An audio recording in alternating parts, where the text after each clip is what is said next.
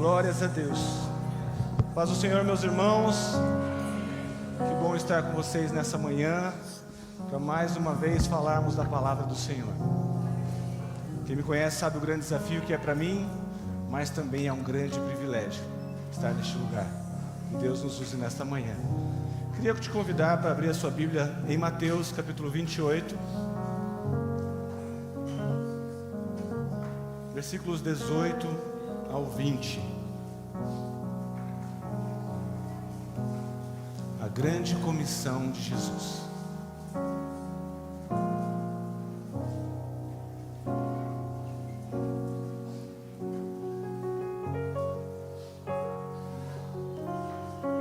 Todos encontraram?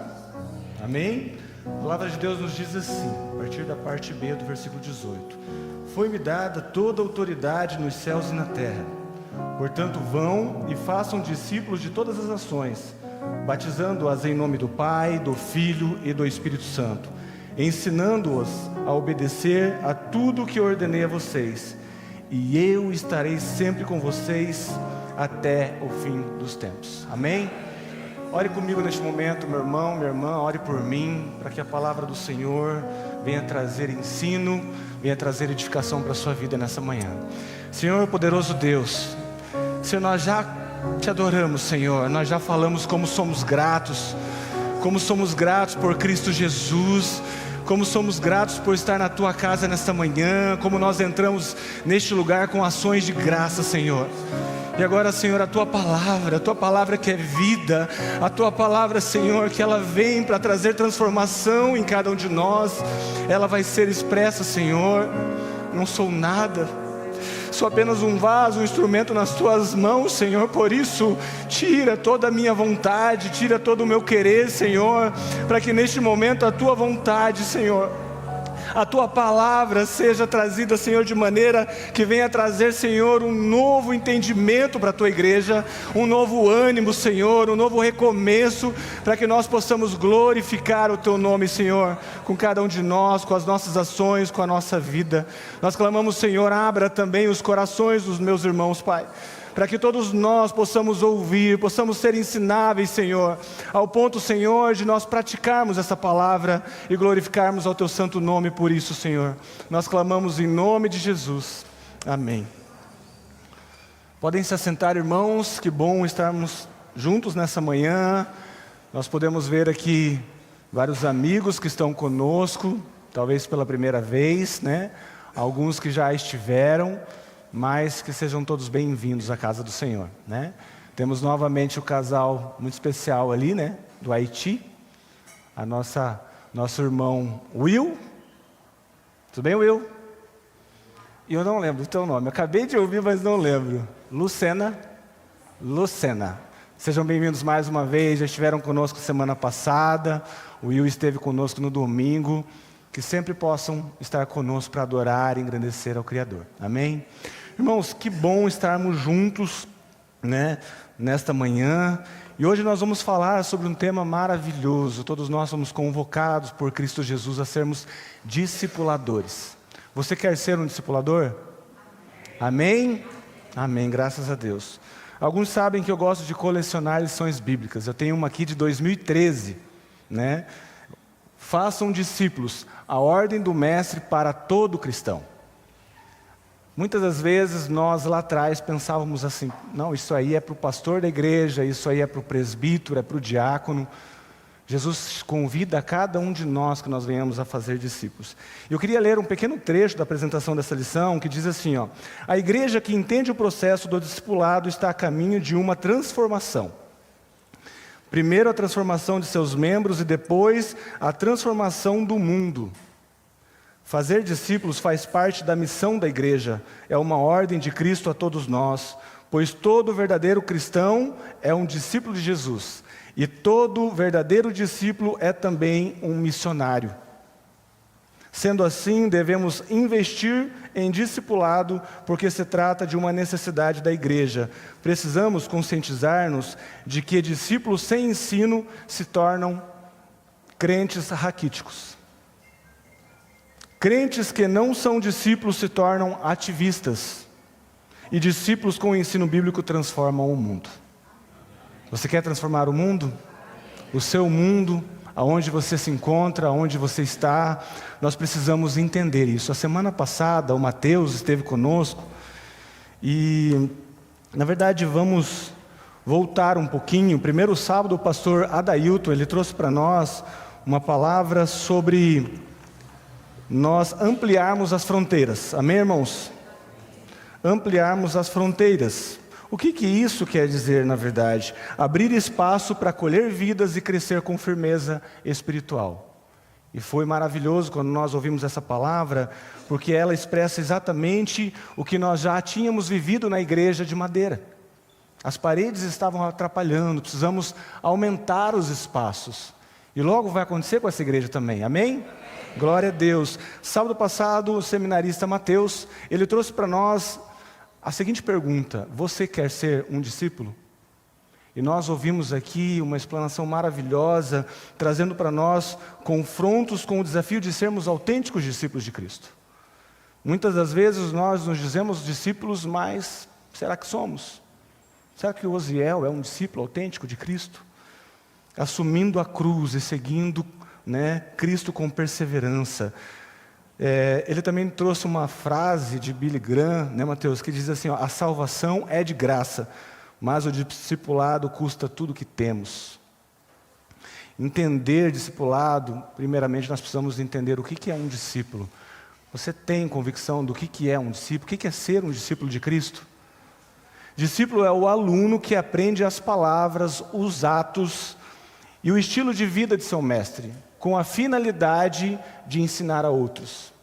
Ou seja, discípulo precisa dar frutos. Como o presbítero Isaías leu no começo, nós precisamos dar frutos, E é interessante, irmãos, quando nós vamos tentar trazer uma ponte, fazer uma ponte entre o ser discípulo e ser discipulador, é algo assim muito natural, quando nós somos discípulos autênticos. E para isso, eu gostaria de ter aqui na frente duas pessoas que vão me auxiliar numa pequena dinâmica e breve dinâmica. Quem poderia me ajudar? Duas pessoas, rapidinho. Um pela direita e outro pela esquerda.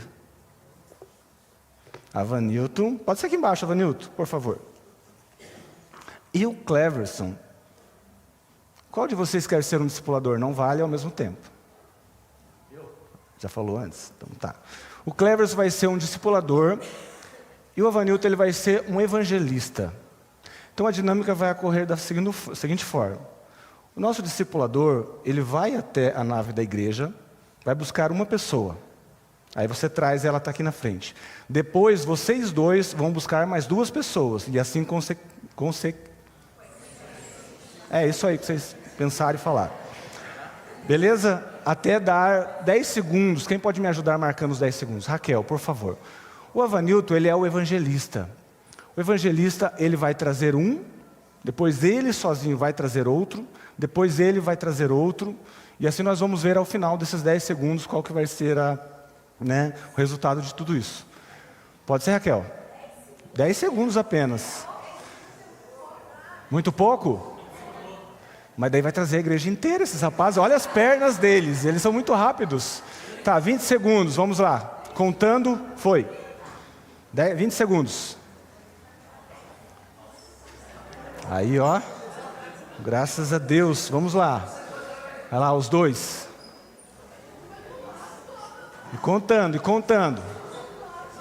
Quem vai vir, não se preocupe, vocês não vão fazer nada, tá? É só para participar da dinâmica aqui.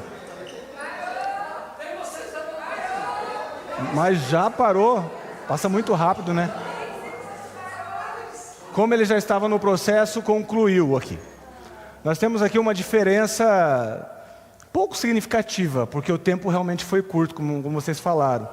Mas nós podemos contar, evangelistas aqui, 1, 2, 3, 4, 5, 6, 1, 2, 3, 4, 5, 6, 7, 8, 9. 9 pessoas. Obrigado, pessoal, uma salva de palmas para eles.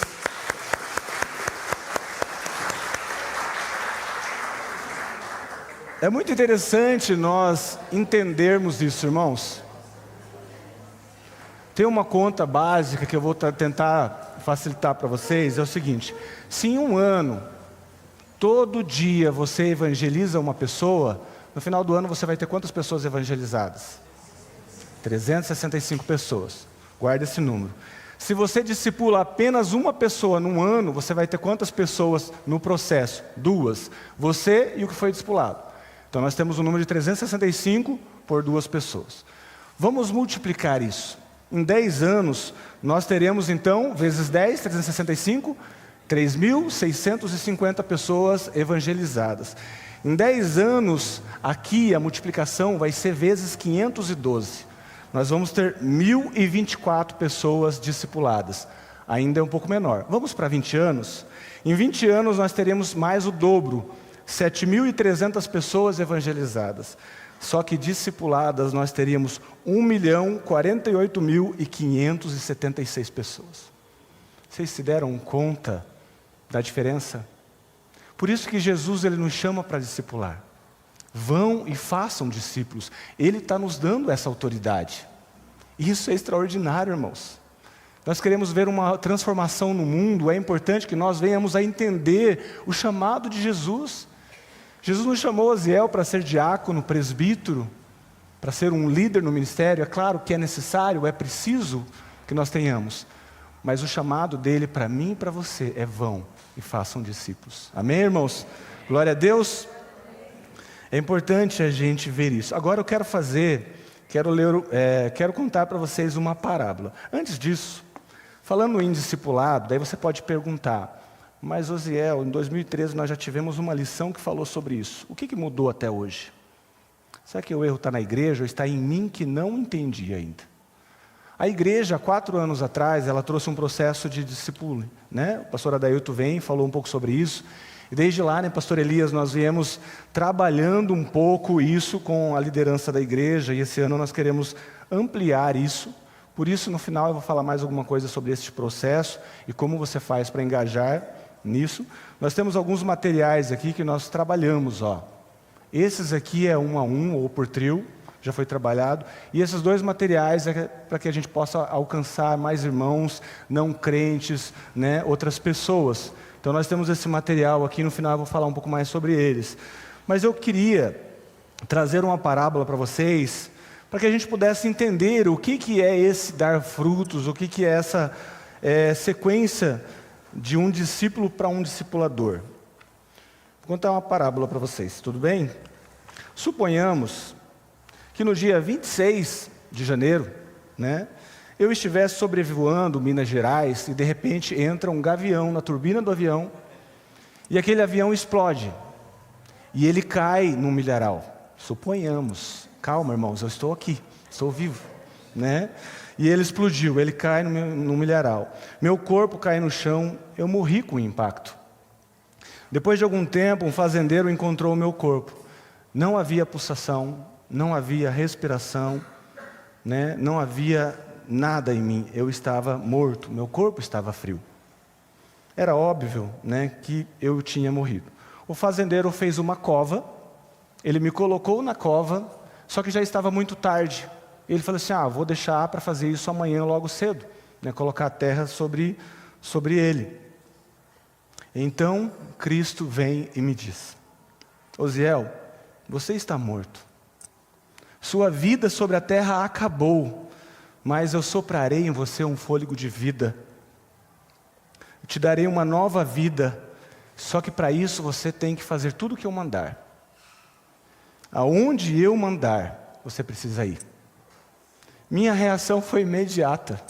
Isso não faz sentido nenhum, isso não é razoável, isso é escravidão. Mas então, percebendo e reconhecendo que eu não estava em condição de negociar, sinceramente, rapidamente, eu concordei. Instantaneamente, os meus pulmões voltaram, o coração, os demais órgãos vitais voltaram a funcionar, voltei à vida. Nasci de novo.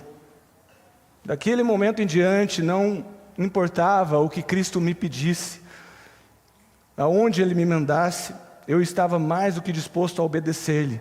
Nenhuma tarefa era difícil demais. Nenhum horário era tarde demais. Ou cansativo demais. Nada era perigoso demais. Nada era sem motivo. Por quê? Porque eu não tinha direito sobre a minha vida. Eu estava vivendo em tempo emprestado, o tempo de Cristo. Osiel morrera no dia 26 de janeiro em um milharal em Minas Gerais. Então eu podia dizer, assim como Paulo, já estou crucificado em Cristo. Já não sou mais eu quem vivo, mas Cristo vive em mim. Irmãos, é isso que significa morrer para si mesmo. É isso que significa morrer para si mesmo. É isso que significa viver, ser um discípulo de Cristo. A ordem de Cristo é siga-me, e uma determinação para participar da sua morte, a fim de experimentar uma nova vida. Você se torna morto para si mesmo, totalmente consagrado a Ele. E aí, naquele sentido de escravidão, é incrível, mas existe um grande paradoxo de vida em que existe imensa liberdade na morte. Sabe qual é? O morto já não se preocupa com os seus direitos, com sua independência ou com com as opiniões dos outros a seu respeito. Ao unir-se espiritualmente com Cristo crucificado, riquezas, segurança, status, o que o mundo tanto almeja, não faz valor para nós, não faz sentido para nós buscar essas coisas. Os que pertencem a Cristo Jesus crucificam a carne com as suas paixões e os seus desejos. Isso é a morte de si mesmo. Irmãos, é interessante, porque sem a morte do eu, nós não temos condições de sermos discípulos de Jesus. Jesus vai nos dizer lá em João 12, 24, se o trigo não cair na terra e não morrer, continuará ele só. Mas se morrer, dará muito fruto. É isso que significa. Para que você dê frutos, para que você seja um discipulador, nós precisamos negar a nós mesmos, tomar a nossa cruz diariamente e seguir o Senhor. Amém? Graças a Deus. Vamos para o nosso texto. Agora começa a mensagem. Amém? Brincadeira, irmãos. O texto, irmãos, de João, capítulo 15, vocês já provavelmente estão com eles aí de maneira fácil, aberta. Ele nos traz um grande ensino. Nesse texto, Jesus apresenta a videira verdadeira, que é o próprio Jesus Cristo. Eu queria trazer, antes de ler esse texto, algumas características da videira. Todo mundo sabe o que é uma videira? Ela dá o quê? Uvas, né? A videira, também conhecida como parreira ou vinha, é uma planta trepadeira da família das vitáceas, famosa por produzir uvas. Caracteriza-se por um caule sermentoso, lenhoso e retorcido, capaz de crescer em diferentes suportes, sendo essencial para a produção de uvas e para o consumo in natura de vinhos, sucos e passas.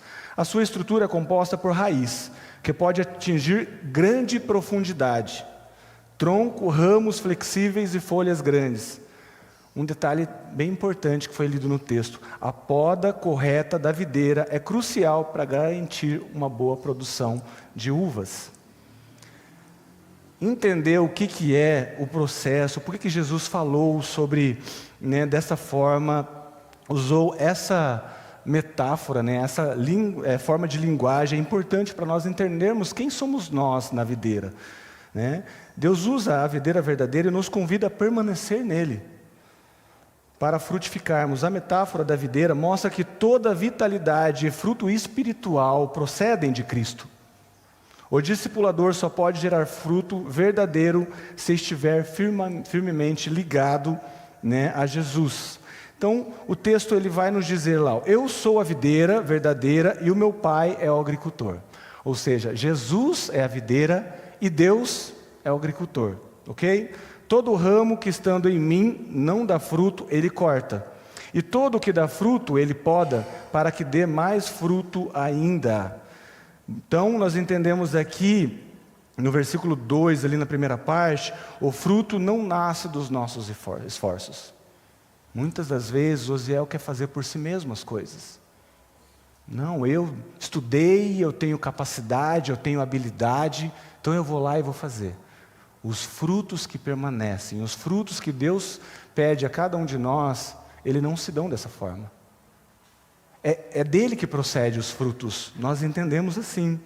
O Pai é o agricultor e é maravilhoso quando nós entendemos essa poda. Quando o Mateus falava que o discipulado ele gera tudo que temos, o pai ele precisa podar. Você vai renunciar a algumas coisas. Você vai ter que mudar em algumas atitudes. Você vai ter que dizer não para outras coisas.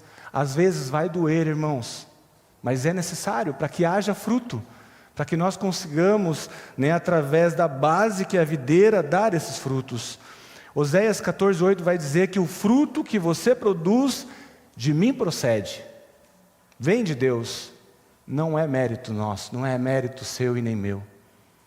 Se eu estou aqui, é por graça e misericórdia de Cristo.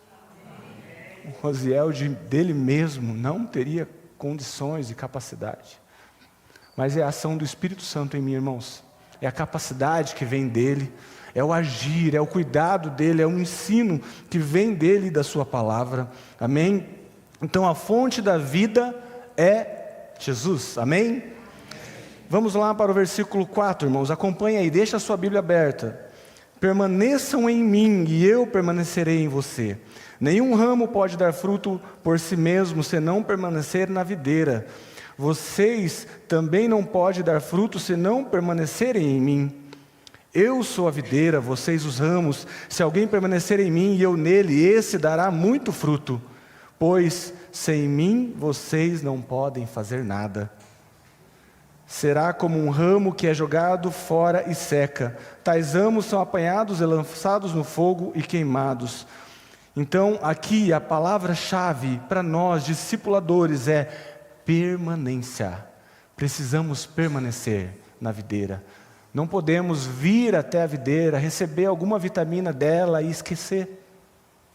E aí eu trago para nós também como constância, na casa do Senhor, nos pequenos grupos, aonde que você foi convidado para participar. E é incrível que Jesus, Mateus, ele não fala assim, você tem que vir, se você quiser. Mas quando você aceita e entende essa vida nova, essa nova criatura, com a nova vivência, com o novo amor, nós temos aí algumas responsabilidades. Irmãos, se você participou só do sábado passado, você não vai entender o processo do discipulado. Se você participar só hoje, você não vai entender o processo do discipulado. Permanência, vamos permanecer na casa do Senhor, amém? Amém. O que o salmista diz? Que mais vale um dia na sua presença. Digamos que a presença do Senhor é na igreja, mas não é em todos os lugares que nós estivermos, porque Ele está conosco. Mas irmãos, vamos ser constantes, permanentes, e nós vamos ver que Deus vai agir em nós, e os frutos que nós daremos são frutos duradouros, amém? Pequeno grupo, nós falávamos nessa semana, Tati, Paulinho, de pessoas que foram transformadas pelo discipulado dentro do pequeno grupo. E ali nós víamos a transformação da Esther. A Esther está aí? Está lá no final. Como Deus transformou essa mulher. Glória a Deus. E nós ouvimos aqui no domingo à noite ela falando um pouco desse testemunho. Mas nós vemos diariamente essa transformação. Ela está toda terça no pequeno grupo. Permanência. É dia a dia. Nós precisamos compreender, e a palavra diz, se nós permanecermos nele, se nós permanecermos na igreja que ele estabeleceu, para que nós caminhemos juntos, nós daremos muito fruto.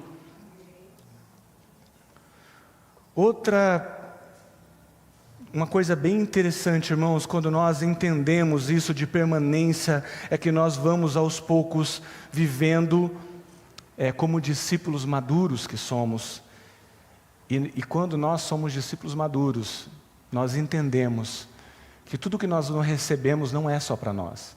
Eu ainda lembro de uma dinâmica que o Augusto fez aqui na frente uma vez, sobre ele estar recebendo muitos frutos. E ele ficava com os frutos e de repente os frutos começavam a cair, começavam a transbordar, e as pessoas do lado já começavam a pegar. É isso que quer dizer.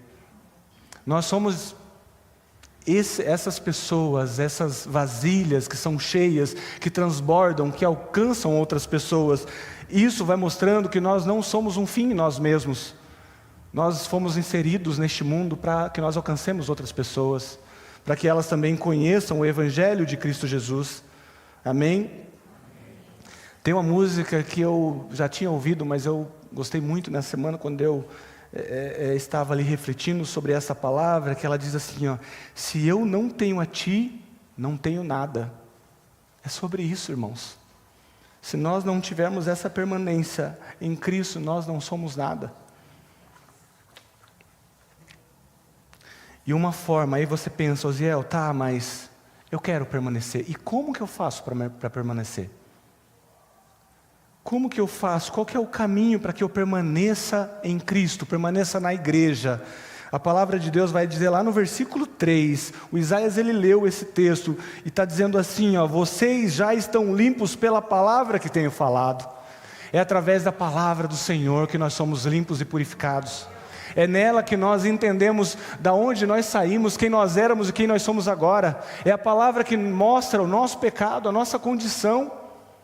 E é através do sangue de Cristo Jesus que nós somos purificados de todo e qualquer erro e pecado, irmãos. É pela palavra, é através da palavra. O versículo 7 ainda vai dizer para nós assim, ó, se vocês permanecerem em mim e as minhas palavras permanecerem em vocês, tudo que vocês pedirem será concedido. Já pararam para pensar aquele momento de oração que você fala para o seu Pai que está nos céus, Senhor, me concede isso, e Ele vai te dar, e a sua resposta vai ser instantaneamente respondida com um sim? Quando nós estamos em Cristo, quando nós entendemos isso, e a palavra dEle está em nós, nós não pecamos contra Ele, nós temos mais intimidade, nós conhecemos mais ao Senhor, e nós conhecemos a sua boa vontade. E aí nós pedimos de acordo com a sua boa vontade, e ela é concedida a cada um de nós. Então nós precisamos compreender pela palavra de Cristo, pela leitura, pela meditação na palavra e obediência. Apocalipse 1:3 vai dizer assim, ó, bem-aventurado aqueles que lê, que ouve e obedece. Aquele que ama, guarda. Irmãos, nós precisamos compreender isso. Se nós vivermos apenas de finais de semana diante da palavra de Deus, isso não é constância. É todos os dias. Nós tivemos no começo do ano uma palavra maravilhosa da Hannah, em que ela trouxe para nós várias formas da gente ter devocional diário, de leitura bíblica anual. Inclusive, muitos aqui estão lendo a Bíblia, amém? Né? Seja ela cronológica, seja ela da maneira, né? Ou 365. O importante é isso, nós lermos a palavra, para que nós possamos permanecer na videira. Amém, irmãos? Somos purificados e nutridos por essa palavra. E qual é o propósito? Qual é o propósito de sermos discipuladores?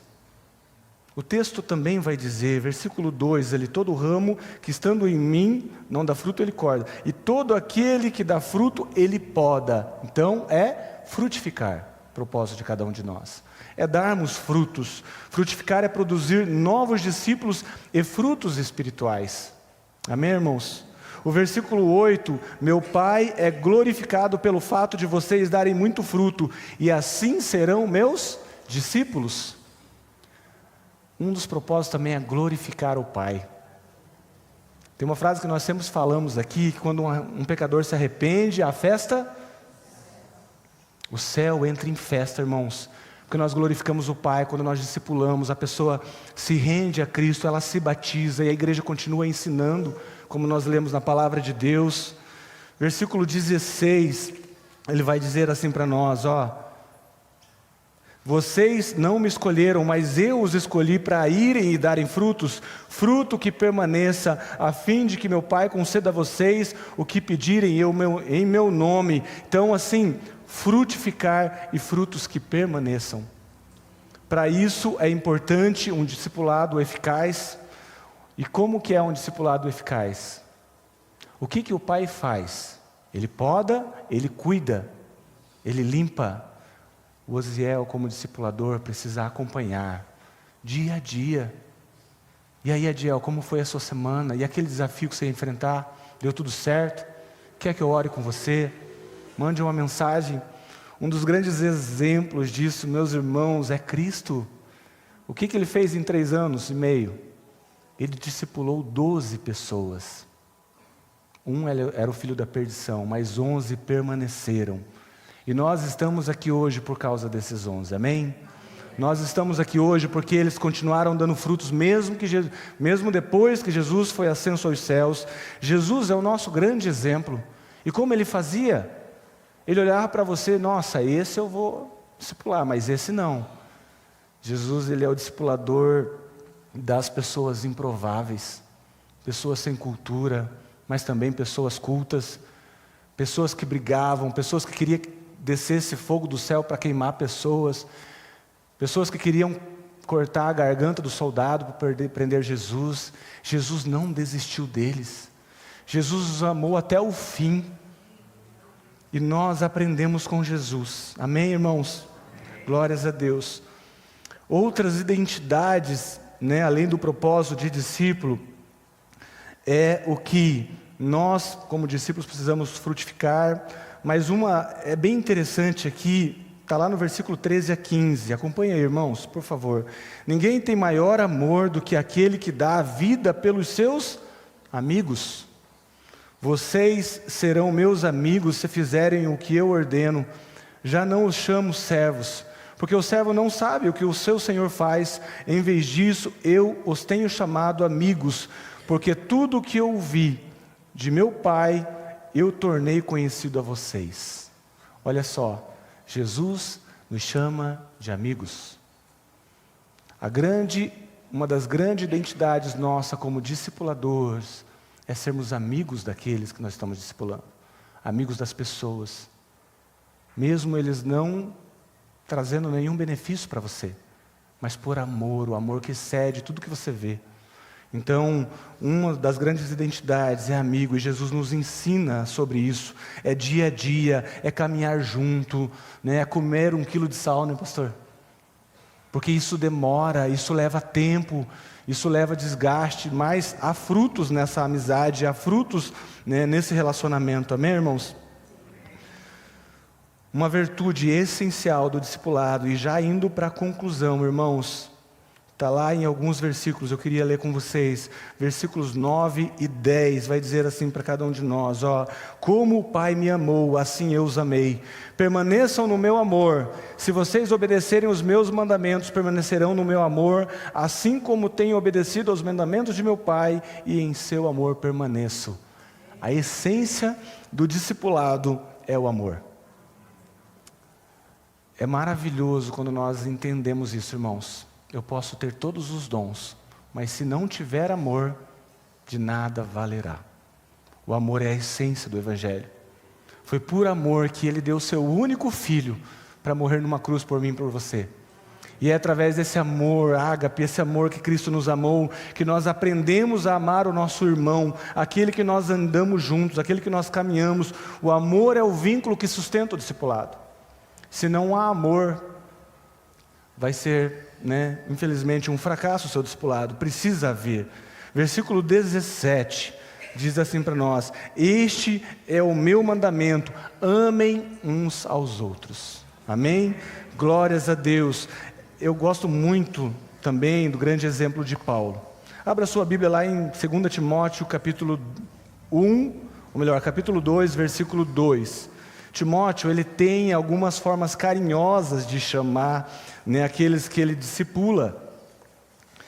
E é interessante, irmãos, porque nós olhamos às vezes para o apóstolo Paulo, nós vemos ele, mas antes dele confrontar o pecado, ele ama, ele mostra amor. Por isso que nós vemos muitas cartas dele no Novo Testamento, palavras de amor, palavras de instrução, Então nós conseguimos ver aqui várias formas que ele demonstra esse amor. O discipulado não pode ser separado desse amor.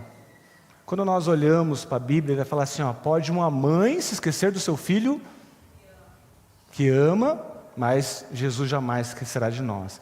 Então nós vemos um elo de amor entre os pais e os filhos. O apóstolo Paulo, ele tratava como paternidade os seus filhos na fé.